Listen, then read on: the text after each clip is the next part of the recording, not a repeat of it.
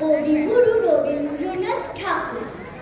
আমি যদি দুষ্টুমি করে চাপার গাছে চাপা হয়ে ফুটি, ভোরের বেলা মাগো ডালের পরে কচি পাতায় করে দুটো ফুটি, তবে তুমি আমার কাছে হারো।